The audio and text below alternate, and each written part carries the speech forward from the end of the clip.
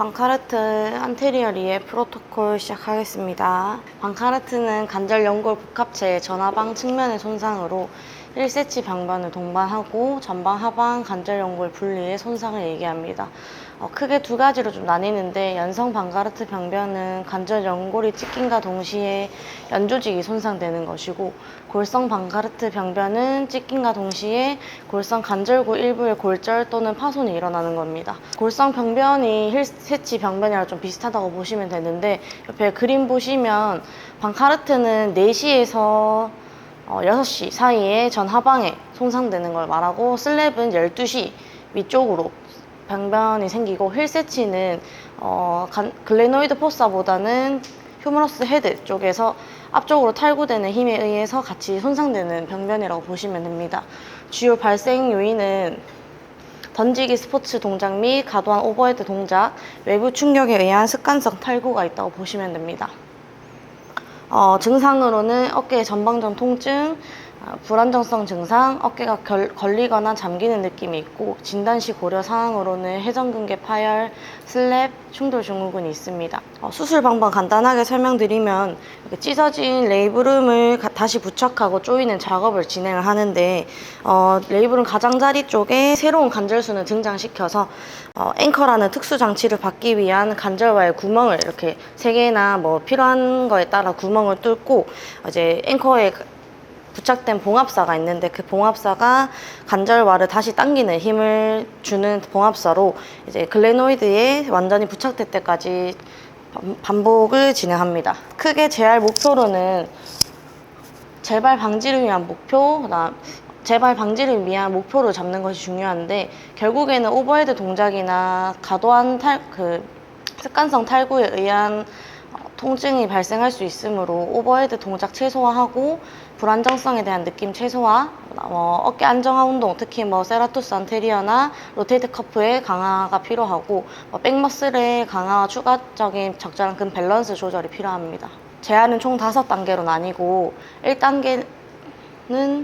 1단계는 이제 그 재활 목표로 통증과 부종을 최소화하고, 엘보와 미스트 핸드의 ROM을 유지하면서 어깨 관절의 PROM 정진적 증가를 시켜야 되고, 견갑 기능 강화와 회복을 시켜야 됩니다.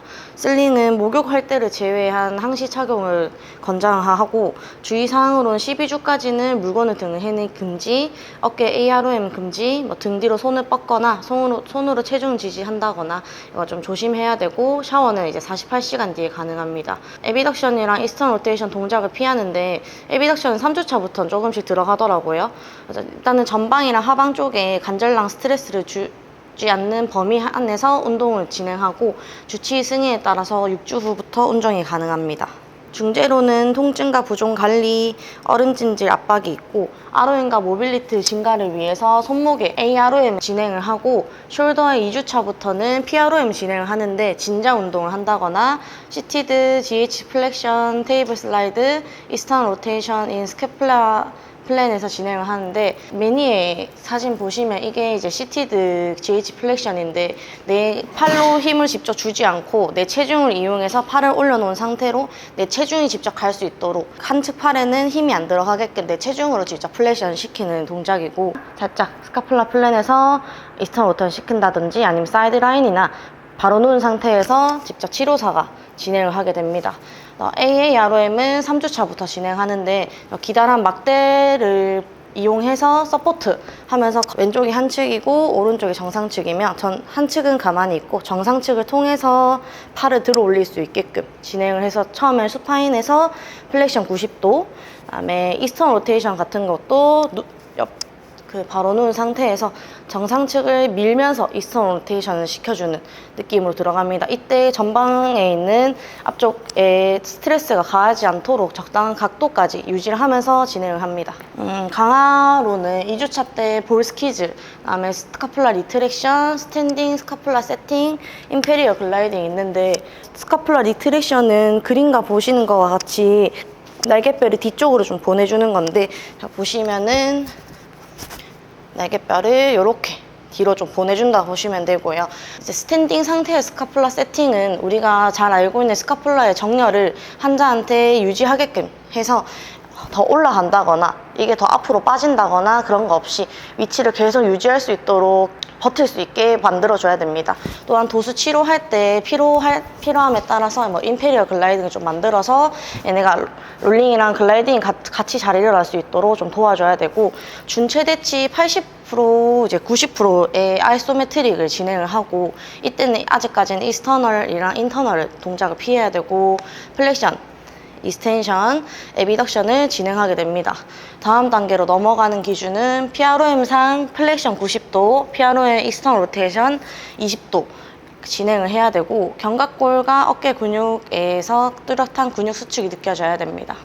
2단계는 통증, 붓기 감소, 동적 안정성, 골 수용성 감각 증진, 어깨 이제 PROM 점진적인 증가, 그다음에 AA, ROM으로 보상 운동을 최소화해야 됩니다. 슬링은 주치의 지시가 없는 한 계속해서 슬링을 사용하고, 주의사항은 1단계와 거의 동일하다고 보시면 됩니다. 중재의 통증, 부종 관리, 그다음에 ROM 모빌리티를 위해서 이제 PROM이 점진적이 증가되면서 플렉션이 140도까지, 스카플라 플랜에서 또 ER 45도, 그다음에 에비덕션 상태에서 ER 45도를 진행하고, 스카플라 플랜에서 이제는 풀 에비덕션 진행하거나 인터널 로테이션도 같이 진행을 합니다.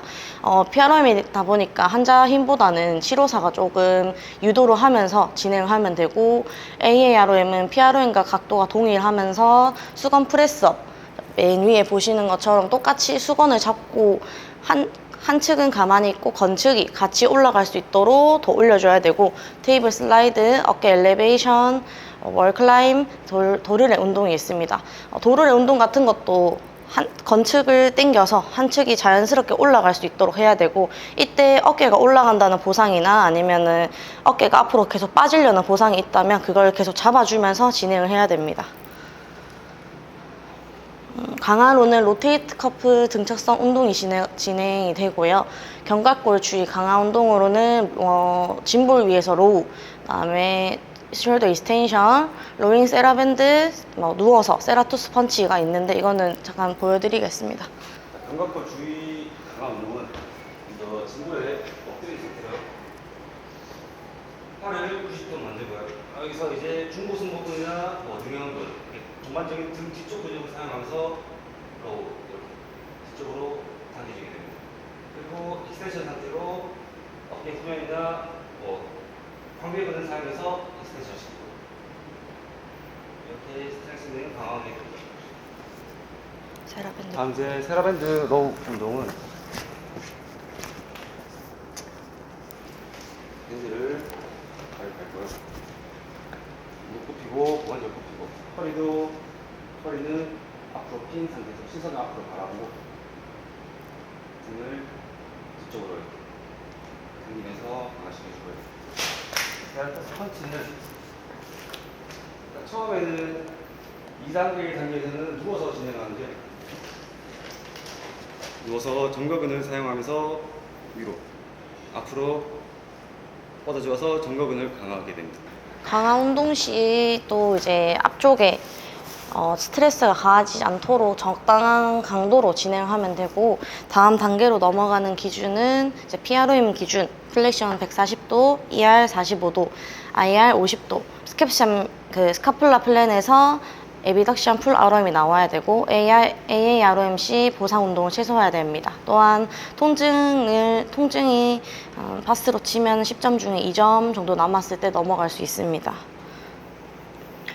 3단계는 PROM과 이제 AROM의 점진적 증가, 한 3단계부터 이제 AROM의 점진적 증가가 되고요. 일상생활에서의 완전한 독립과 로테이트 커프, 견갑 주위 근육을 강화하고, 3단계부터는 슬링 사용을 중단하게 됩니다. 주의사항으로는 너무 과도하거나 조금 공격적인 ROM 스트레칭을 좀 피해야 되고, 앞쪽에 많은 스트레스를 주는 근력 운동, 푸시업, 팩플라이라든지 이걸 좀 조심해야 되고, 엔테리어 모빌라이제이션도 조심해야 됩니다. 이때 이제 트레드밀 달리기 할 때 팔을 젖히면서 앞쪽으로 스트레스 가해지지 않도록 해야 되고, 무게는 이제 4.5kg 정도의 무게를 들어올리지 않도록 진행을 해야 됩니다. ROM과 모빌리티를 위해서 PROM은 스카플라 플랜에서 이제 ER이 50도에서 65도 정도 진행을 하고, 최소 75도에서 90도까지 진행을 해야 되며 플렉션 같은 경우는 160도까지 진행을 합니다. AROM은 중력을 최소화하는 자세에서 시작해서 점점 중력을 저항하는 상태까지 전체 AROM을 진행하는데 처음에는 아마 수파인이나 아니면 사이드라인으로 중력을 최소화한 상태에서 혼자 하게끔 하고 점점 시팅이나 스탠딩 자세에서 진행하도록 중력을 점차 늘려가는 방향으로 해야 됩니다. 후방 관절랑 스트레칭이 있는데 크로스암 스트레칭, 슬리퍼 스트레칭이 있는데 잠깐 보여드릴게요. 크로스암은 한측이 오른쪽이라 치고 팔을 안쪽으로 어덕션 시킵니다. 여기 건축 팔로 팔꿈치를 천천히 밀면서 최대한 스트레스가 덜하게끔 후방 관절랑에 좀 늘려주는 스트레칭이고, 슬리퍼 스트레칭은 옆으로 누워서 한 잔을 이렇게 누워있고 옆으로 누운 상태에서 건측 손으로 천천히 밀면서 후방 관절랑이 스트레칭 될 수 있도록 진행을 합니다. 필요한 경우 도수 치료하면서 이제 포스테리나 인페리어 글라이딩이 좀 필요할 수도 있고, 도수 치료하면서 이제 근육 앞에 있는 얘를 끄잡아 당기는 근육들을 조금 릴리즈 시켜줄 수 있습니다. 강화 운동으로는 회전근개 운동이 있고 견갑골 주위 운동과 푸시업 플러스 전방 펀치가 있는데, 아까 수파인에서 펀치하는 느낌이면 이제는 덤벨이나 밴드를 통해서 잡고 저항을 주는 걸로 이런 식으로 진행할 수 있고, 만약 이게 서 있는 것 자체도 조금 힘들다 하면은 시팅해서 그냥 편하게 앉아서 이렇게 할 수도 있고요. 아니면은 밴드를 뒤에 묶어서 이런 식으로 미는 방향으로 해야 됩니다. 모터 컨트롤 제할도 들어가는데 어깨 리듬 안정화가 될 수 있도록 스캡션 맨에서 90도, 125도 굴곡과 굴곡시 ER과 IR이 같이 진행될 수 있도록 해야 됩니다. 어깨 리듬 안정화 운동이랑 내발기기는 영상 통해서 좀 보겠습니다.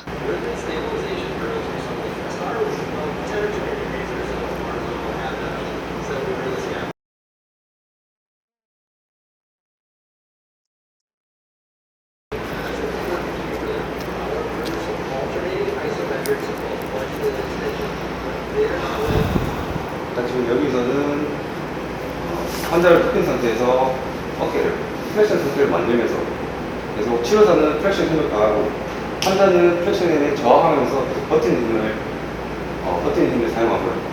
여기서는 플렉션밖에 안 나오는데 반대로 익스텐션으로 치료사는 계속 힘을 가하고 버티면서, 환자는 버티면서, 다음에 어브덕션도 시키고 치료 환자는 계속 버티는 상태로 어덕션까지 버티는 상태로 이렇게 진행하면서 있습니다.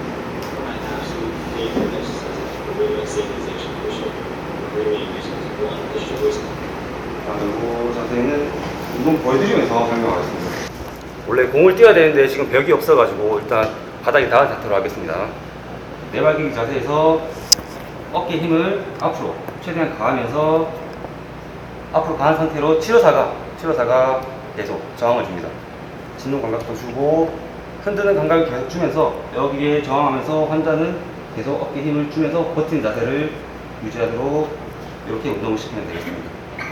다음 단계 기준은 이제 공격적인 해피, 사인을 이제 최소화로 시켜야 되고, 통증은 2점 정도.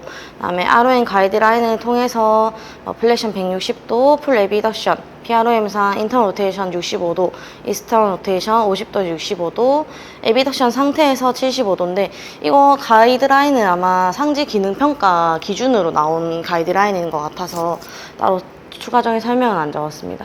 4단계는 이제 PROM과 AROM 똑같이 증가, 그다음에 동적 어깨 안정성을 더 향상시켜야 되고, 혹시나 이제 공격적인 오버헤드 동작으로 전방 관절낭에 스트레스를 주지 않아야 되며 충돌하는 스포츠 피하고, 무게도 12주차까지는 무게를 들어 올리지 않게끔 진행해야 됩니다.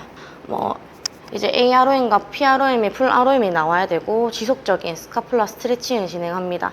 12주차까지 가벼운 저항성 운동을 해야 되고, 처음에는 이제 사이드라인에서 진행했다가 스탠딩 상태에서 에비덕션을 진행한다든지, 스카플라 플랜에서 먼저 진행을 하거나 스캡션을 진행하고 어깨 굴곡도 그 면 안에서 진행하거나, 이제는 그 면 상관없이 위로 들어 올릴 수 있게끔 하고 어깨에 90도 굴곡을 준 상태에서 위쪽에 보시는 운동처럼 이제 프론에서 T 2번이 T고요. 3번이 W, 4번이 Y고 1번은 I라고 보시면 됩니다.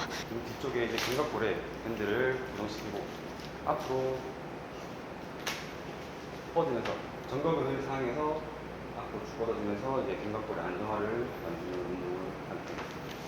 뻗었다가 정거근 사용해서 뻗어주면서 이때 이제 승모근이 올라온다거나 다른 근육들이 최대한 개입 안 되도록 어깨에 좀 잡아주고 들어가도록 해야 됩니다.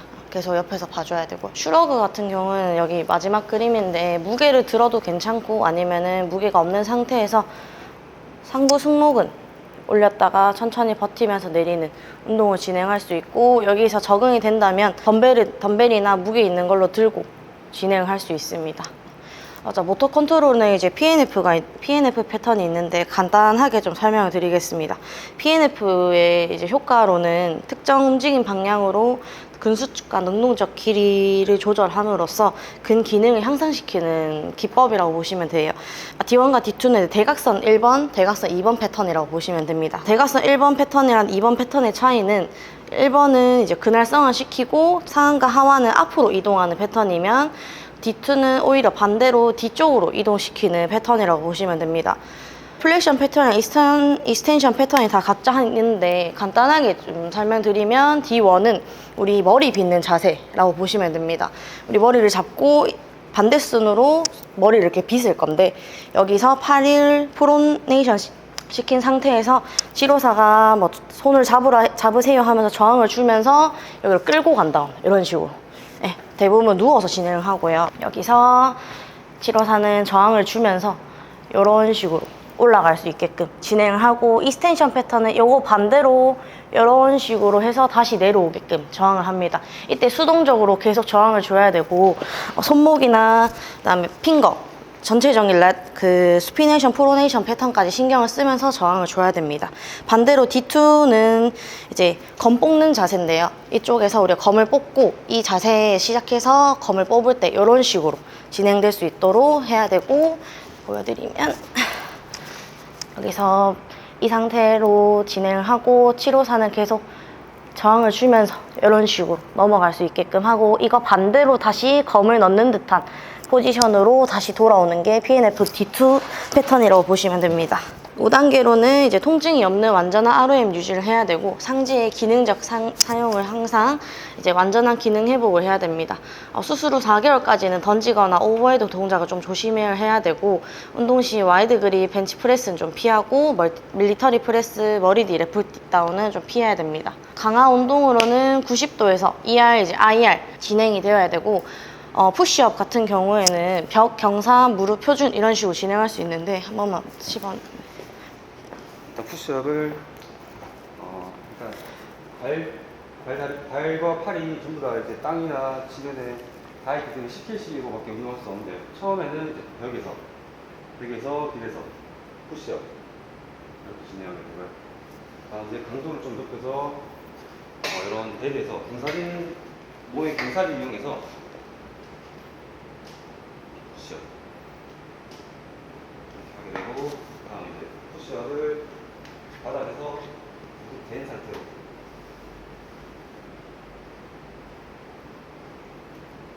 마지막으로 스탠다드 발까지 다 뻗은 상태로 푸시업 이렇게 진행하고, 환자의 무릎, 어깨나 상태를 보면서 강도에 맞는 단계에서 진행하면 되겠습니다. 또한 수영이나 과도한 오버헤드 스포츠를 주의해야 되고, 아까 말씀드렸던 모터 컨트롤 중에 수동 저항 BNF를 진행하고, 이제 바디 블레이드, 다음 세라투스 월 슬라이드를 이제 밴드를 통해서 벽에서 밴드에 손 걸고 밀면서 이렇게 진행할 수 있도록 진행을 해야 됩니다. 스트레칭 중에 비하인드 헤드는 손을 머리 뒤로 이렇게 보낼 수 있는 스트레칭을 얘기합니다. 5단계 다음 단계 넘어가는 기준은 통증이 없고 양쪽 어깨 근력이 대칭적이고 만족스러운 어깨 안정성, 이제 산지 기능 평가 기준 통증이 없는 ROM과 관절 위치 감각 오차 범위가 5도 이내, 그다음에 뭐 휴대용 동력계를 이용한 건측 비교를 했을 때 85% 정도의 근력이 나오거나 ER/IR 비율이 64%, 그다음에 견갑골 운동 이상증 테스트를 했을 때 기준을 넘어가거나 견갑골이 대칭적으로 모든 운동을 수행 가능할 수 있게끔 해야 됩니다. 6단계로는 통증 없는 완전 ROM 유지, 상지의 기능적 사용 강화, 일상생활 활동 및 스포츠 활동으로의 점진적 복귀가 있고 근력 운동과 모터 컨트롤 운동이 계속 들어가야 되고요. 이제 6단계부터는 던지기 및 오버헤드 스포츠 활동을 시작하는데 주치의 승인에 따라서 진행을 하게 됩니다. 플라이오메트리 운동을 진행을 하고 특정 스포츠 복귀 프로토콜, 던지기 프로그램을 좀 참조해서 일상생활이나 스포츠의 복귀를 도울 수 있습니다. 준비하면서 궁금하거나 방카트, 안테리어 디스로케이션 혹시 환자들 중에 본 케이스 있으세요? 아니요, 딱히 아직 없는 것 같습니다. 네. 궁금한 거 준비하는 거 있었어요? 내가 재활 운동 방법이 뭔가 좀 이런 거에 컨셉이 좀 맞춰져 있고 PNF D1 한 번만 더 이야기해 주세요. 네, D1은 상세하게 다 설명드릴게요. 이게 좀 오래 걸려서 이제 플렉션 패턴은 숄더 플렉션, 어덕션, 이스턴 로테이션 패턴이 들어가고 이제 아랫팔 포함해서는 수피네이션 동작이 들어가고 네, 그다음에 이제 손목 리스트에서는 라디알 디베이션이 들어가고 핑거는 플렉션 패턴이 들어갑니다. 그래서 우리 빗 빗을 때 이렇게 빗진 않으니까 빗 잡는 포지션을 이용해서 플렉션 위로 올라가는 게 플렉션 패턴이고요. 어덕션, 그다음에 이스턴 로테이션, 인턴 이렇게 우리 이런 식으로 안 빗기 때문에 이스턴 로테이션 패턴, 라디알 디베이션, 그다음에 이렇게 올라오기 때문에 수피네이션 올라오고 핑거 플렉션 이런 식으로 진행한다 보시면 됩니다. 요거 반대로 내려가는 게 이스텐션 패턴이라고 보시면 됩니다. D2는 이제 이스텐션 패턴 먼저 말씀드리겠습니다. 이스텐션 패턴은 여기서 이스텐션은 밑으로 내려가는 이스텐션이고요. 여기서 똑같이 안쪽으로 모이기 때문에 어덕션, 인터널 로테이션, 그다음에 프로네이션, 얼라 디베이션, 플렉션 이렇게 됩니다. 딱 검 잡는 자세가 됩니다. 네, 여기서 그대로 펼치면 플렉션 패턴이 되고요. 여기서 그대로 내려가면 이스텐션 패턴이 된다고 보시면 됩니다. 지금 뭐 궁금한 거 있어요? 질문. 그 PNF 패턴을 이용할 때 그러니까 이제 풀로 이용을 하는 것보다는 이 환자가 이제 아까 뭐 플렉션 익스텐션 그 부분 있죠. 그러니까 잠깐 누워볼까요? 네.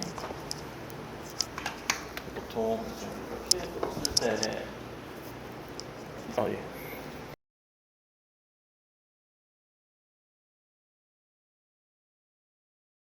PNF를 쓸 때 끝에서 관절에 이제 관절 쪽에 인풋을 이렇게 스트레치를 주고 이렇게 패턴을 쓰거든요. 근데 이제 우리가 목표는 이제 전체 패턴이 아니라 어깨 관절이기 때문에 이 사람한테 필요한 각도에서 요렇게 요런 식으로 주는 게 조금 더 괜찮다고 생각하거든요. 무조건 PNF 패턴이 다 좋다 그래서 끝에서 시작해서 끝에서 오는 것도 좋긴 좋은데 굳이 우리가 이게 물론 이제 뭐 이 어깨 움직임을 위해서 여기 같이 뭐 쓰는 것도 좋긴 하지만 이 사람들 정작 제일 필요한 각도 거기서 이제 패턴을 주고 하는 게 조금 더 낫지 않을까 하는 생각입니다. 네.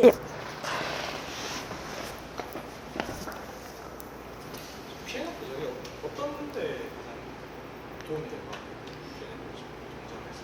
대부분 이제 신경계에서 많이 쓰고 강직 패턴이 있으면 이거를 계속 펼치면서 쓴다거나 손을 직접 이게 저희가 굽혀주는 게 아니라 환자가 직접 굽혀야 되거나 환자가 직접 펼쳐야 돼요, 저항을. 그래서 경직 패턴 있는 사람들은 이스텐션 패턴을 주면서 팔 뻗어 나갈 수 있게 하거나 아니면은 이게 PNF가 이거 이 상지 대각선 패턴도 있고 하지 대각선 패턴, 뭐 그다음에 숄더 대각선 이런 식으로 있고 펠빅 대각선 패턴도 있어서 다양하게 OS에서도 많이 쓰입니다. 뭐 어깨 안테를 틸트 돼 있거나 너무 라운드로 돼 있는 경우 이 뒤집는 포스τερ 틸트에 모빌라이제이션이 힘들면 환자 스스로가 오히려 저항을 뒤쪽에서 스카폴라를 주면서 뒤로 넘어갈 수 있게끔 이렇게 진행한다거나 요 뒤로 넘어갈 수 있게끔 근육을 사용할 수 있고 펠빅 같은 것도 이제 틸트 연습을 할 때 반대쪽으로 저항 주면서 뒤로 보내세요, 앞으로 보내세요 이렇게 움직임을 위한 기능 기법이라고 보시면 됩니다.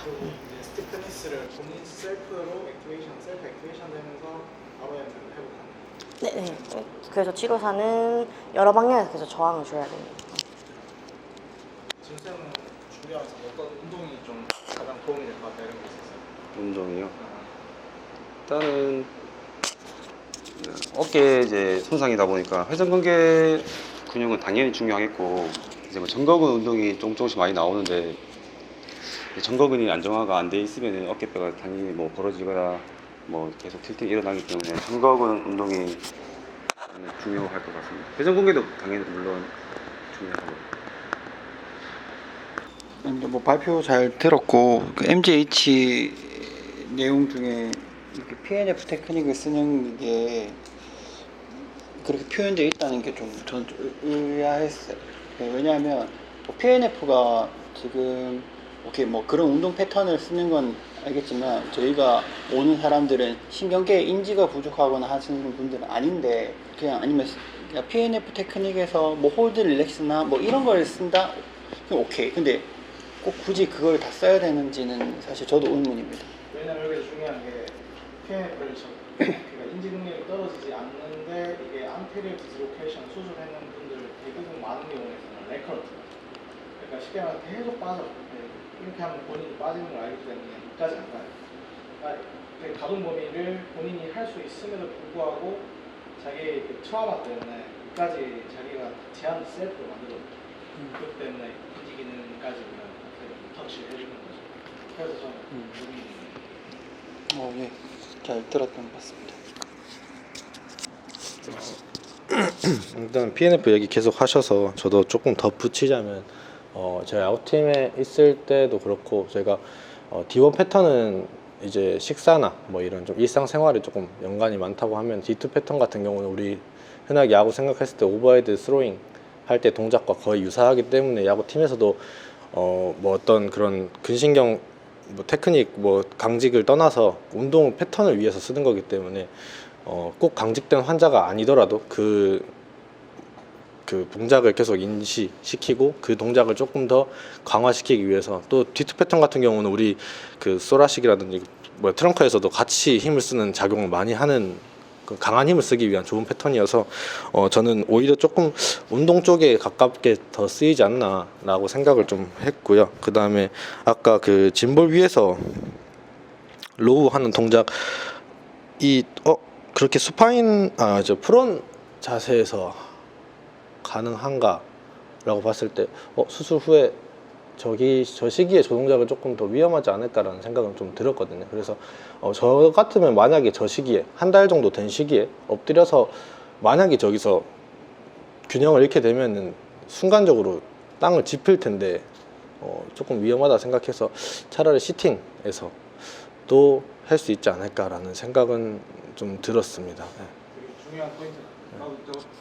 저 같아도 수술 4주에서 5주밖에 안 됐으면 진보 위해서 하는 좀 위험하다. 5단계 수술 후기에서 그 견갑골 운동 이상증 테스트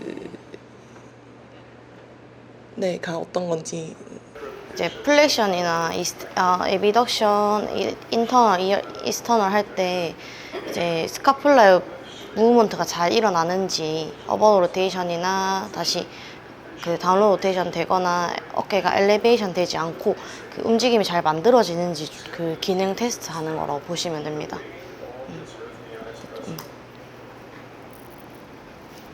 팩플라이라는 거 하지 말아야 된다는데 그게 어떤 자세인지 팩플라이는 이제 대부분 헬스장에 이렇게 위에 이렇게 달려 있어서 요 동작 여기서부터 이런 식으로 이렇게 되는데 이런 것까지는 괜찮은데 여기서 이제 벌릴 때 여기서 다 버텨주면서 넘어가야 되기 때문에 이게 불안하신 분들은 계속 빠지려고 하거나 아니면 어깨가 이런 식으로 보상이 되기 때문에 이 동작을 피해서 이렇게 진행하거나 아예 피하는 게 제일 좋습니다. 후방 관절낭 스트레칭을 왜 하는 건지 알 수 있을까요? 후방 관절낭 같은 경우에 이제 우리가 이 수술에 대해서 좀 이해를 해야 되는데 이 수술을 하는 목적은 최대한 스티프니스를 만들기 위해서 하는 수술이거든요. 그래서 앞쪽에 있는 게 루즈하고 서브루케이션 돼 있어서 계속 어깨 빠지고 있기 때문에 수술해서 그걸 꿰매서 붙이는 것만 목적으로 하는 게 아니라 그 안에 캡슐도 같이 덧대서 같이 확 붙여놔요. 그 다음에 거기다가 한 달 동안 보조기를 차고 있어요. 뭐 여기서 6주라고 돼 있는데 4주에서 6주 동안은 고정해놔. 그러니까 딱 풀고 나면은 팔이 안 움직여요. 그래서 그런 것처럼 뒤쪽에 일단은 앞쪽에 우리가 수술했기 때문에 뒤쪽부터 푸는 거지. 그래서 슬리퍼 스트레치는 이제 서서히 풀기 시작하는 단계라고 생각을 하면 되고 푸는 거는 그 순서는 뒤쪽부터 먼저 좀 푼다 이렇게 이해합니다. 야구 하시면서도 많이 빠지나요? 근데 야구 선수들은 슬랩이 많지만 방카르타는 좀 많이 없죠. 아까 전에 하면 방카르타는 슬랩은 오버헤드 동작, 슬랩은 오버헤드 동작이 안 돼서 핸들도 같이 아래쪽이나 아래쪽이나 앞쪽으로 좀 약하게 되고 특히나 빠지고 그것 때문에 방카르타 공격이 나와서 아래쪽으로 가는 게 어렵지 않을까. 아래쪽으로 그러니까 인테리어 글라이딩하는 이 동작이 되면 리더션이나 앞쪽으로 봐야 되는 익스터널 로테이션 동작이 굉장히 조심해야 초기 그래서 이 동작 앞으로 밀리니까 조심 오버션도 초기에는 조심 30도에서 계속 등착성을 계속 해주고 하고 어깨 안정화에서 중요한 거는 파악력도 굉장히 중요해요. 그래서 중간중간 계속 이거 중간하는 것도 굉장히 좋은 어깨 안정화 되고요. 스테빌라이제이션이라고 하는 거는 그 관절과 관절 사이 압박력을 주는 거라서 그러니까 이게 약해지니까 문제가 되는 거예요. 지금 회전근개가 약하다, 뭐 하다, 뭐 이렇게 나오는데 이런 문제는 좀 될 수 있죠. 그래서 아까 전 그래서 앞쪽으로 뼈대에서 후방 관절을 그쪽으로 늘려줘야 다시 제자리에 시작해요. 그래서 후방 관절을 늘려놔야 이게 여기 딱 정확한 위치. 보통은 다 앞으로 빠져 있으니까 앞쪽 이거 하려고 그래서 후방 관절을 하는 거예요. 일단은 간단하게 시간이 많이 없으니까 모형을 들고 쌤들이 뭐 다들 대부분 다 알겠지만 간단하게 어디 방카트가 뭐냐에 대해서 좀 간단히 설명드리면 문제되는 거는 4시에서 우리가 뭐 6시 이렇게 이야기하잖아요. 근데 여기에 뭐가 있어요? 지훈쌤 여기 뭐가 붙어있어? 근육이요? 아니 네, 근육 말고 여기 글레노이드에 딱 붙어있는 거 레이브럼이잖아. 레이브럼은 연골이기 때문에 이게 쉽게 말해서 이게 치고 나가는 거지. 치고 나면서 이게 빠지는 기전인데 업덕션 되고 익스터널 로테이션 되면서 이게 빠져나가서 우리가 환자 최근에 할머니 중에 그 어깨 빠져가지고 디스로케이션 되면서 GT 프랙처 생겼는 할머니 기억나요? 맨날 그 물리치료 할머니 맞죠? 그 할머니가 왔을 때 내가 리덕션 안 했어요. 왜 안 했냐 하면은 리덕션을 하는 방법이 여러 가지가 있는데 우리가 일단 레버 테크닉으로 이렇게 해서 올리는 게 있고 그 다음에 가장 안전한 건 스팀슨 걸어서 쭉 미는 게 있고 그 다음에 카운터 어택이라 해서 이제 발 겨드랑이 끼워서 이렇게 하는 방법이 있는데 이제 그 할머니 같은 경우에는 80대잖아.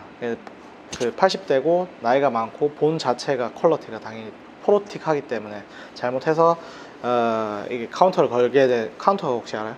카운터로 하는 거. 그러니까 이제 어깨 빠졌는 분들을 처음엔 우리가 병원 왔을 때 넣어야 될 거 아니야. 그래서 그 넣을 때는 우리가 쉬운 방법부터 테크닉을 하고 스팀스는 시간이 많이 걸려요. 한 20분, 30분 걸어놔야 돼. 그 다음에 세 번째 방법이 카운터인데 빠르게 이제 할 수 있는 건 카운터인데 쉽게 말해서 카운터는 그 이쪽에 발을 건다고 생각합니다. 악실라에 발을 걸어서 누군가 한 명은 반대로 이제 잡아주고 발을 걸거나 아니면 수건 같은 걸로 당기고 나는 팔을 잡아당기고 그래서 팔을 잡아 당기면서 떨꺽하면서 들어가는 게 카운터예요. 그래서 카운터로 이제 거는 방법이 여러 가지가 있는데 그렇게 잘못했을 경우에는 뼈가 부러질 수 있기 때문에 우리가 그냥 그런 분들은 이제 마취를 통해서 어느 정도 세데이션 시켜서 할 수 있는 병원을 보냈어요. 그래서 딴 병원에서 리덕션 하고 왔었는데 이렇게 이제 우리가 디스로케이션 때문에 이 환자들, 우리가 환자라고 가정해서 생각해 보면은 이게 제일 짜증나서 병원에 오는 이유는 결국은 훨씬 많은 비율, 처음에 빠져서 오는 경우도 있지만 그것보다 더 많은 이유는 이제 리커런트, 계속해서 빠지면은 얘들이 이제 스트레스겠지. 뭐 일상생활 할 때 뭐 빗빗다가 또 빠지고 뭐 하다가 빠지고 야구하다가 다 빠지는 거예요. 그래서 이거를 우리가 이제 통칭해서 방카트 리전이라고 하고 방카트 이 방카트 리전 그 이외의 것들도 다 있기는 하겠지만 숄더의 안테리어 디스로케이션을 유발한다라고 이제 생각할 수 있어요. 그래서 간단하게 제일 중요한 수술 포인트는 이 앞쪽이에요. 앞쪽을 우리가 타겟해서 수술해요. 아무튼 자, 이거를 한번 이해를 하고 해부학적인 걸 먼저 좀 확실하게 이해를 하고 가야 돼.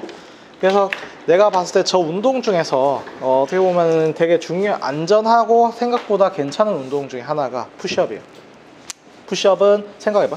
이렇게 우리가 이제 딱 홀딩을 하고 있을 때 포스 자체가 앞쪽으로 포스가 걸리는 게 아니라 뒤쪽으로 걸리기 때문에 그 안에서 어깨가 앞으로 빠지는 거를 막아줄 수 있는 것은 가장 핵심이 될 수 있는 그 로테이터 커프는 그 중에서도 4개 중에서도 सब스캡, 그 다음에 앞쪽에 있는 팩 메이저, 팩 마이너, 그 다음에 안테리얼 델토이드, 이런 앞쪽에 있는 머슬들이 타이트하고 이게 베리어 역할을 해줘야지 더 이상 안 빠지겠죠.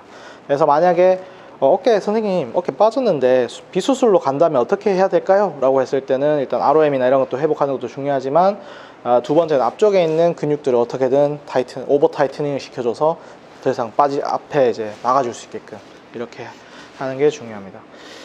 그래서 주변에도 이제 숄더 디스로케이션 환자들을 왕왕 보거든요. 그래서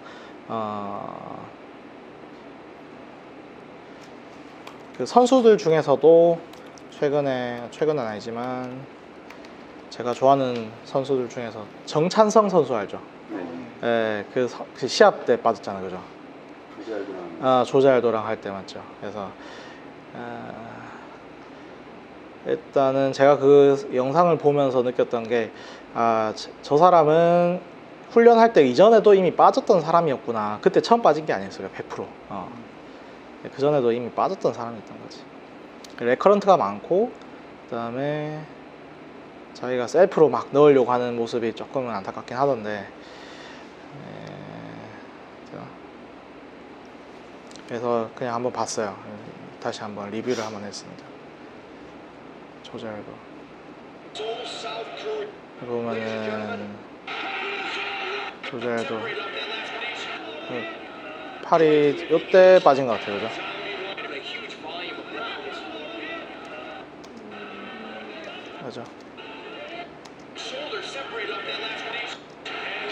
맞아. 빠진 게 보이죠, 이게 어깨가, 그죠? 그래서 이게 안테리얼 디스로케이션이 거의 85%, 거의 90%가 이렇게 다 빠져요. 앞쪽으로 빠져, 앞쪽으로. 반대로 이제 다음에는 포스테리얼 다음이에요. 다음 주에.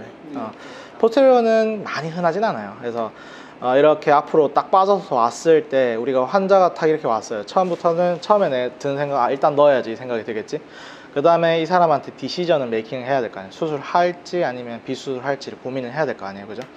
그래서 엑스레이를 먼저 팡 찍었을 때는 안테리어 디스로케이션은 이렇게 이제 헤드가 이게 노멀 건측에 비해서 더 커 보이겠지. 앞쪽에 팍 나오니까 헤드도 더 커 보이고 안테리어 그 다음에 인페리얼 디스로케이션 앞으로 그 다음에 밑으로 빠져요, 대부분. 근데 우리가 이렇게 빠진다고 생각을 해봤을 때 그러면 이게 어떤 인저리를 줄까 생각해 보면은 쉽죠. 늘 의학은 쉽게 이해를 해야 돼. 그러니까 이제 휴메럴 헤드가 빠지면서 치는 게 결국 뭐냐면은 글레노이드 림에서 앞 4시에서 6시 방향을 치면서 레브럼을 칠 수도 있지만 이거를 계속 이제 빠지면 얘도 휴메럴 헤드도 같이 다쳐요, 그죠? 휴메럴 헤드도 끓겨, 쉽게 말해서 뒤쪽이. 그래서 이게 그렇다 같이 이제 두 군데가 봐봐. 여기서 보면 휴메럴 헤드 뒤쪽도 같이 본 로스가 생길 수 있어요.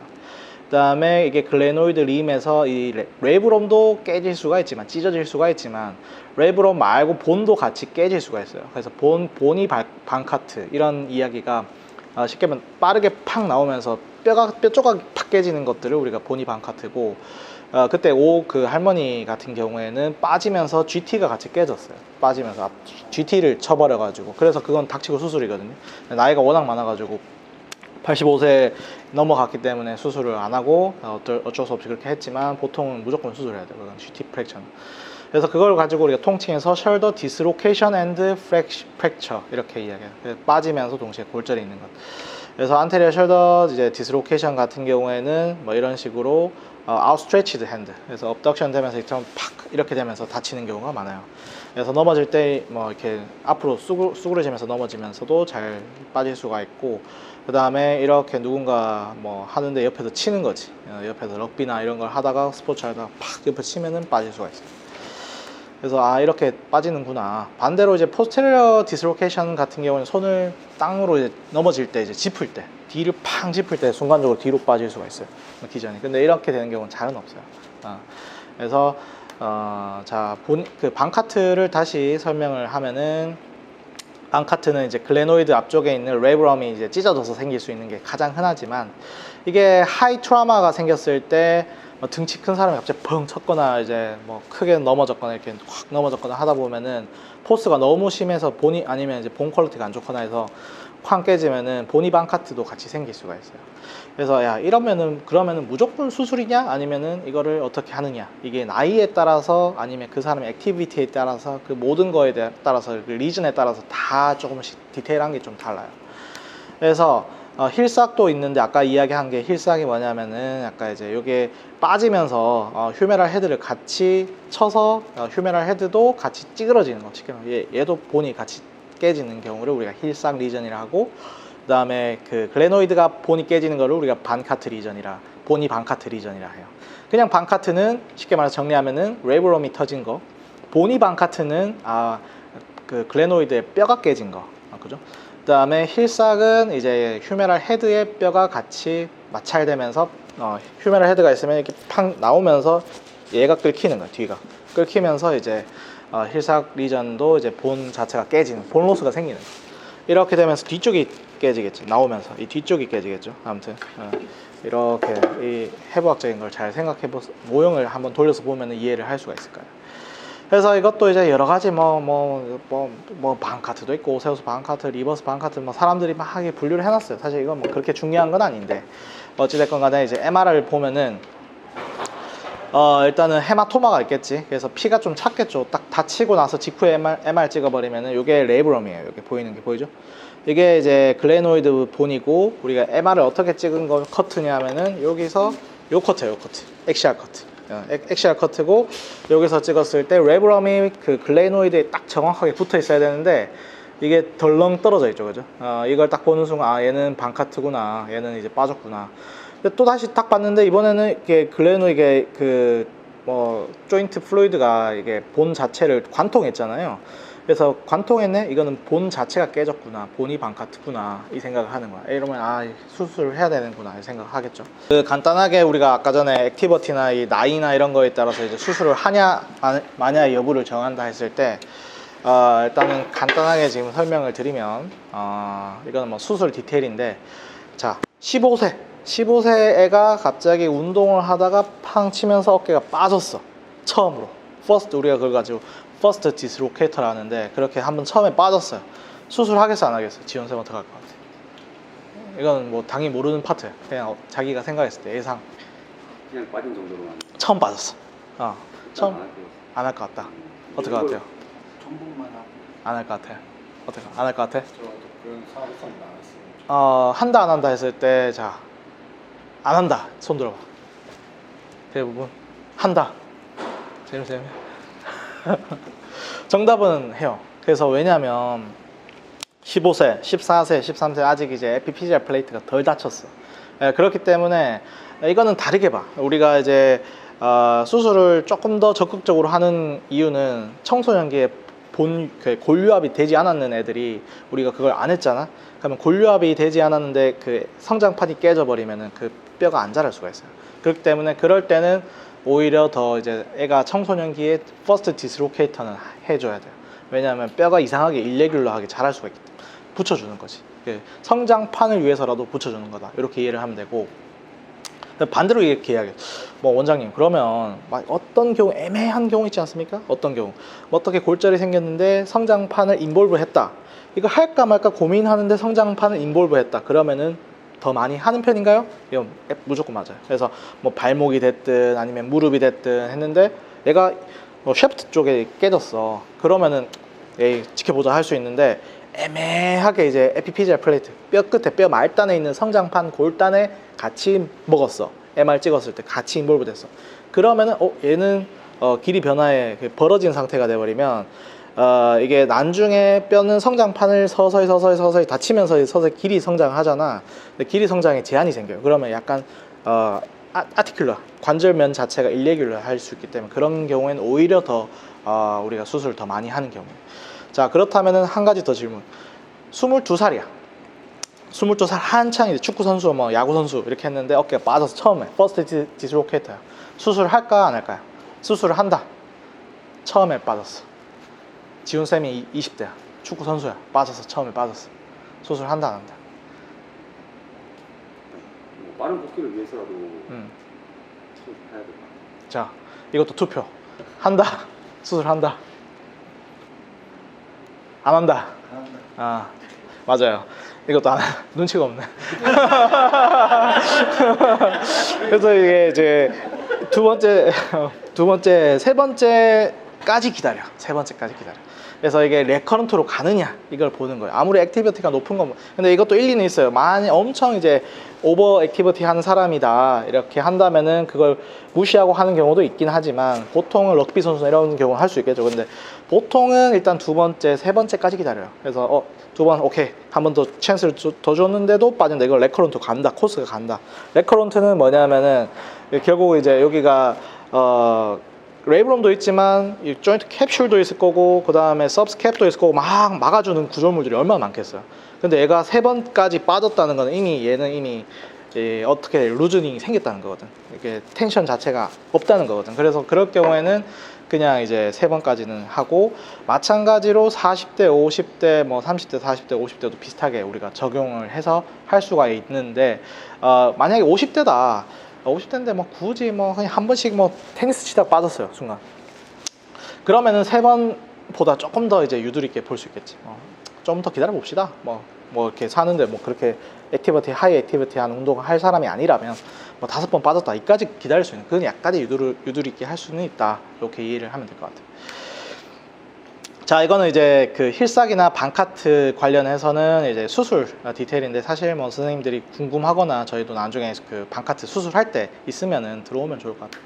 그래서 그런 내용들이고, 자, 이거는 이제 뭐 애니메이션으로 한번 보면은 이제 어떻게 수술하느냐 이건데, 그래서 보면은 여기가 터졌잖아요. 그래서 쉽게 말해서 이거를 다시 앵커를 이용해서 글레노이드에다가 다시 고정을 하고, 그 수처로 이제 터널 뚫어놓고 글레노이드에다가 이제 고정을 하고, 이게 끝이 아니라 사실 여기에 이제 캡슐도 있어요. 캡슐까지 같이 물어서 최대한 이제 고정을 좀 많이 범프를 하거든요. 범프를 만들어줘. 더 이상 안 빠질 수 있게끔. 그래서 이렇게 생각할 수 있어. 뭐, 선생님, 원장님, 뭐 이거 한다고 뭐 이 큰 어깨가 안 빠집니까? 이렇게 생각할 수도 있거든요, 역으로.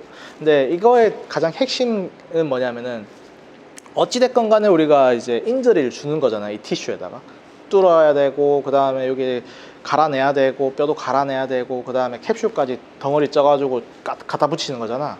그러면 우리가 일단은 내가 피부도 잘 우리가 기억해 보면은, 이렇게 찢어지면은 내가 꼬매면은 파이브로틱 티슈가 생겨서 섬유화되잖아요, 그죠? 조직 자체가 질겨져, 쉽게 말해서. 그렇기 때문에 이거를 막 해서 얼기설기해서 붙여놓으면은 거기다가 한 달 동안에 고정을 해놓으면 피도 날 거 아니에요, 그죠?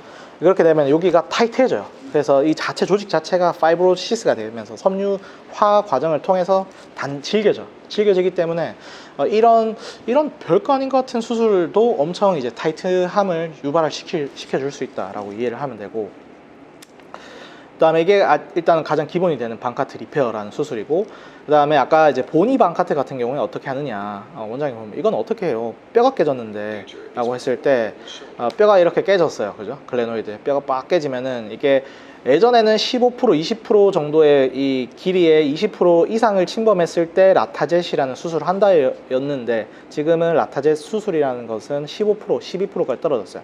이 길이의 12% 15%만 깨져도 우리가 라타젯이라는 수술을 고려합니다. 근데 그 라타젯이 무엇이냐라고 했을 때는 뼈가 없잖아, 그죠?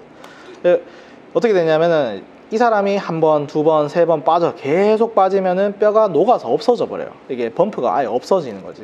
근데 거기다가 내가 꼬맬 수가 없을 거 아니야, 이미 뼈가 없는데. 그럴 때는 우리가 여기에 있는 코라코이드 프로세스를 떼가지고 한 1cm만 떼가지고, 여기 코라코이드 프로세스에 붙어있는 근육이 뭐예요? 답 있어요? 뭐가 붙어있어?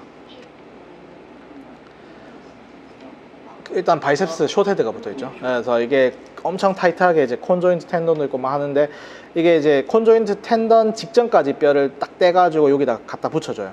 그래서 그 한 1cm 정도만 해서 이제 붙이는데, 라타젯 오퍼레이션이라는데 그게 라타젯이 의사 이름이에요. 그 의사가 프랑스 사람이 이걸 처음 만들었다 해서 라타젯이라고 하고, 이거를 떼서 쉽게 말해서 이제 뼈에다가 덧대주는 거지.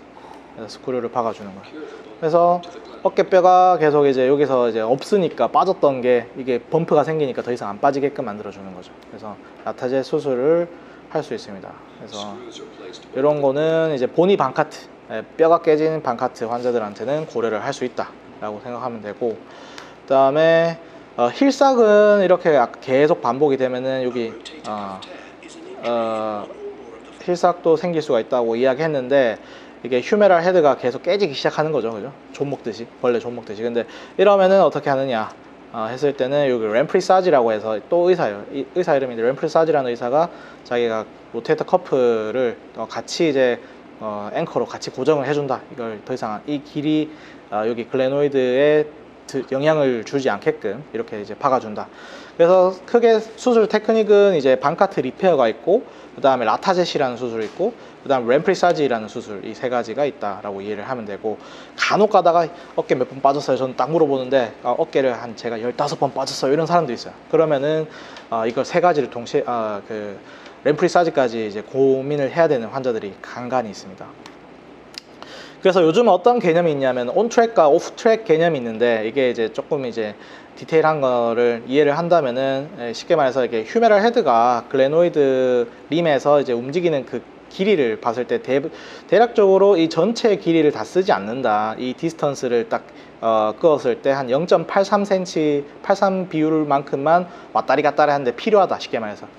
이게 글레노이드가 있으면 휴메랄 헤드가 왔다리 갔다리 하는 길이가 전체 이 길이의 0.83만큼만 필요하다라고 해서 D 곱하기 0.83 했는데, 본이 깨진 부분이 있을 거 아니야. 그래서 보니 방카트 깨진 부분을 뺐을 때 이걸 글레노이드 트랙이라 해서 GT라 하거든요. 그래서 이 트랙을, 글레노이드 트랙을 재보고, 그 다음에 이게 아까 전에 힐삭이라 했잖아요. 힐삭 인터벌을 쟀을 때 글레노이드 트랙 자체가 그래도 더 크다 하면은, 내가 요 존먹은, 이게 쉽게 말해서 글레노이드에서 왔다리 갔다리 할 수 있는 길이가 있는데, 여기 휴메랄 헤드가 존먹은 부분이 길이가 요만큼만 존먹었어. 그러면 왔다 갔다 하면서 걸리진 않겠지. 잘 빠지진 않는데, 이러면은 램프리사지까지는 잘 안 해요. 근데 이게 만약에 더 존먹은 부위가 더 커졌어. 그러면은 좀만 해도 빠질 거 아니야. 덜컹 빠지고 이렇게 덜컹 빠질 거 아니야. 그래서 그걸 가지고 우리가 온 트랙, 오프 트랙 개념까지 나왔어요, 지금 현재는. 그래서 이제 힐삭 인터벌 자체가 이만큼 길어졌을 때, 이게 기내 길이를 쟀을 때 GT보다는 힐삭 이제 인터벌이 짧네, 온 트랙. 그러면 램프리사지까지는 안 하고, 이게 더 기내 하면 오프 트랙이면 램프리사지까지 고민을 하는 거예요. 그래서 우리가 다시 이제 안테리어 레브라 테어가 있고, 인트랙 온트랙, 오프트랙 이 개념이 최근에 나왔어요. 램프리사지 수술에 대해서는 조금 최근에 나왔고 실제로 수술하면 되게 귀찮아요 사실 이걸 해주는 것 자체가. 근데 그 귀찮은 거를 우리가 디시전 메이킹 할 때는 그 개념을 이용한다라고 이해하면 될 것 같아요. 그래서 요즘은 이제 라타젯을 하느냐 그냥 리페어만 하느냐 했을 때는 라타젯이 조금 더 안전하다. 우리가 아까 보니방카트도 리페어를 하는 의사들도 아직은 있거든요. 근데 지금 최근에 작년 논문에서는 그 리페어 하는 것보다는 리페어는 아까 실로 꼬매는 거 앵커 박아서 그것보다는 라타젯 뼈를 붙이는 거 보니방카트에서는 이게 훨씬 더 안전성이 있다 이게 논문에서 입증이 됐고, 그 다음에 이것도 이제 램프리사지를 같이 해주는 게 당연히 더 이제 레커런트 재발률은 당연히 낮출 수 있겠다. 그래서 지금은 조금 보수적으로 수술을 하는 편이에요. 그러니까 있으면은 얘가 이제 한번 들어가서 어차피 마취를 해서 수술을 한다면은 필요하면 라타젯이, 그러니까 리페어는 쉽고, 쉽게 말해서 리페어는 아주 쉽고, 라타젯은 좀 귀찮고 어렵고 힘들고, 그다음 램프리사지도 마찬가지 그런 이제 디스커스팅한 그런 이제 프로시저인데 이거를 할 때 같이 해주면 해줄수록 환자들의 만족도는 더 높다. 요즘의 컨셉은 이렇게 되어 있습니다. 그래서 또 궁금한 거 있나요? 낙타지 수술하면 코이드 프로세스에 리필의 영향이나 퀄리티에 코라코이드, 그러니까 숏헤드가 살짝 내려와. 그러니까 바이셉스 숏헤드가 좀 내려오는데 괜찮아요. 그거는 큰 문제는 없어요. 그래서 이거에 이제 본 자체가 그때 지난번에 본 유압에 대해서 제가 이야기했지만 최소 5주 걸린다고. 그래서 그 5주 동안에 5주에서 6주 정도의 시간을 텀을 두고 나서 재활을 서서히 시작하겠지. 보구쌤이 만약에 그때 ACL 터졌잖아요. ACL로 만약에 다치는 경우, 그 다음에 이렇게 어깨 빠져가지고 방카트 리페어 하는 경우 두 가지 중에 선택을 해야 된다 한다면은 만약에 이거를 딱 뭐가 더 안 좋다, 만약에 내가 차라리 ACL을 다칠까 아니면 차라리 뭐 방카트를 다칠까라고 선택한다면 뭐가 더 어떨 것 같아요? 저는 ACL가 좀 힘들었어가지고. 힘들었어요?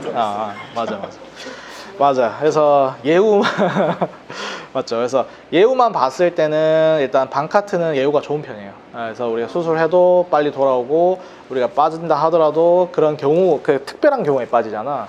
근데 ACL 같은 경우에 당장 계속 딛고 해야 되기 때문에 이거 자체가 조금 더 이제 트라우마틱하긴 한데, 그래도 정형외과 의사로서 봤을 때, 프로시저로 봤을 때는 ACL이 더 쉬워요. 그다음 방카트가 더 좀 까다롭긴 해. 또 궁금한 거, 지훈쌤 궁금한 거 없어요? 이번에 자료 만들 때도 연성 찍힘이랑 불성 찍힘이 같이 들어가 있었는데, 네네. 뭐 레이버랑 찍혀지는 거랑 이제 불성이 같이 찍혀 보통 같이 일어난다고 하면은 뭘 더 중점적으로 가야 하는지 이제 같이 터진다. 같이 터진다는 게. 같이 터지는 건 없어. 왜냐하면 그 트라우마가 생기면 이게 그게 반복이 되면 그럴 수 있겠죠. 반복이 되면 그럴 수 있는데, 이게 약간 기전이 달라. 이미 이제 1로 길이 생겼으면 계속 1로 빠지는 거고, 1로 길이 생기면 1로 계속 빠지는 거기 때문에. 근데 같이 생기는 경우도 있을 수는 있겠죠. 그러면은 같이 이제 다 떠가지고 묶어줄 때. 근데 이런 것도 있어요. 그러니까 보니방카트인데 무조건 램프리사지냐, 그 라타젯이냐, 이게 아니라 보니방카트도 리페어를 하는 경우도 많아요. 그래서 아까 전에 내가 말했잖아, 15% 했잖아. 기억나죠? 15%를 넘어갔다 그러면 라타젯을 하자라는 개념이고, 뭐 10%밖에 안 깨졌어, 본 자체가. 요만큼 깨졌어. 그러면은 앵커 박아서 그냥 뼈랑 같이 붙여버려. 또 궁금한 거.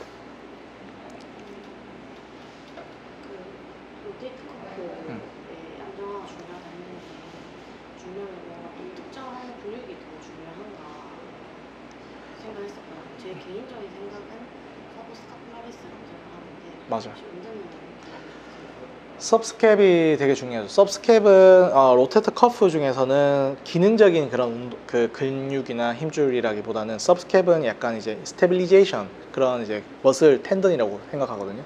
그래서 서브스캡이 이제 무너졌다 그러면은, 잘 보면 어깨를 환자들 잘 보면은 어떤 분들이 많냐면은 라운드 숄더가 많아 보면, 그죠? 라운드 숄더는 서브스캡이 늘어나 있어, 그지? 그러면 그 사람은 잠재적인 위험, 리스크 팩터가 있는 사람. 어깨가 늘 뒤로 이제 우리가 이렇게 계속 맨날 로잉 머신 2개나 갖다 놨잖아. 이거 하라고. 그래서 이렇게 당겨놔야지 이제 붙는데, 이게 계속 되면서 순간적으로 이게 가뜩이나 늘어나 있는데, 그죠? 나중에 글래노이드 딱 보면은 MR 팍 찍어서 보면 이렇게 빠져 있어, 보면. 그러면은 다 안 좋아. 여기 눌려, 피 안 통해, 피 안 통하니까 바이셉스도 땡겨, 텐팅 돼 있어. 약간의 디제너레이션이 더 빨리 올 수밖에 없어. 그래서 가장 중요한 건 सब스케일이 맞고 그 다음에 두 번째는 팩 메이저. 나는 그렇게 생각하고 있어.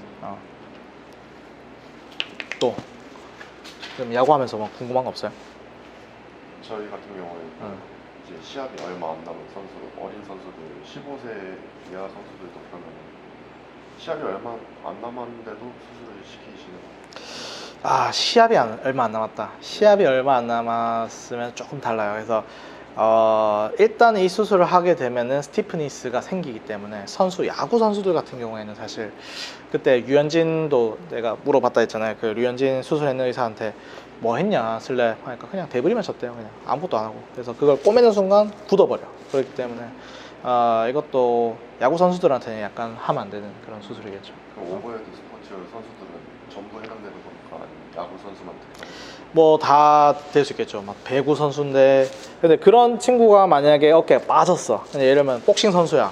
근데 정찬성 같은 경우에 복싱 선수는 빠져도 뭐 한번 수술하고 할 수는 있는데 만약에 내가 이제 배구 선수, 뭐 테니스 선수인데 빠졌어. 그러면 되게 사실 은퇴를 해야 될 가능성이 높죠, 사실. 사실 저나 선수들 같은 경우에는 시즌이 얼마 안 남은 상태에서 다치게 되면은 1년은 유급하는 선택밖에 없어서 맞아요. 6개월을 재활한 것처럼 슬랩이나 모든 병들이 최소 6개월 이상이니까 또 거기서 ITP 들어가고 하면은 1년은 걸리는 기간이기 때문에 맞아요. 그래서 이런 경우에 만약 유급한 선수는 그럼 어떻게 돼야 되는 건지 야구를 그만두는 선택밖에 없다. 그래서 이제 야구 선수인데 어떤 다른 기전으로 야구 때문에 다치진 않거든. 슬랩은 생길 수 있지. 근데 야구 때문에 디스로케이션이 생기지 않는데 뭐가 문제냐면 한번 얘가 어떻게 다쳤어요. 뭐 이렇게 쾅 하다가 다쳤으면 우리가 야구 포지션 중에서 레드 카킹 할 때 이렇게 돌아가잖아. 이때 너무 어깨가 빠지면 던지면서 빠질 수가 있거든. 그래서 그게 아니고 최대한 제어를 해야겠죠. 근데 그거를 이제 트라우마가 생겨서 뭐 하이 트라우마로 이게 수술까지 고려를 무조건 해야 된다라고 판단이 되면은 약간 시즌 아웃을 고려를 해야겠지. 그래서 보면은 잠시만요. 어깨 피지컬 이그잼은 쉽게 말해서 아까 딱 이렇게 해서 딱 뒤로 했을 때 업덕션 시키고 익스터널 로테이션 시켜서 뒤로 더 오버 익스터널 로테이션 시켰을 때 환자가 불안감을 느끼거나 아니면은 환자가 통증을 느낀다. 그러면은 이거는 포지티브, 레커런트 포지티브고 이게 심해지면은 이게 서커스 사인이라 해서 이게 밑으로도 빠져 있어. 여기가 이제 건축이랑 비교했을 때 1cm 넘어간다. 더 빠져 있다. 그러면은 얘는 서커스 1, 2, 3 해서 1cm 넘어가면 수술 인디케이션 될 수 있어요. 그래서 재활을 다 저렇게 재활을 한 2달, 3달 정도 해서 이 마지막에 보면 이런 자세들 있잖아. 이런 자세에서도 본인이 불안정성이 없다는 걸 본인 스스로 셀프로 인지를 하게 되면은 재활이 어떻게 보면 성공적으로 끝날 수가 있는 거죠. 이게 마지막이에요. 잘못하면 처음부터 이거 하면 잘못하면 수술했는 부위가 터질 수 있어. 이건 마지막에 늘 해야 돼.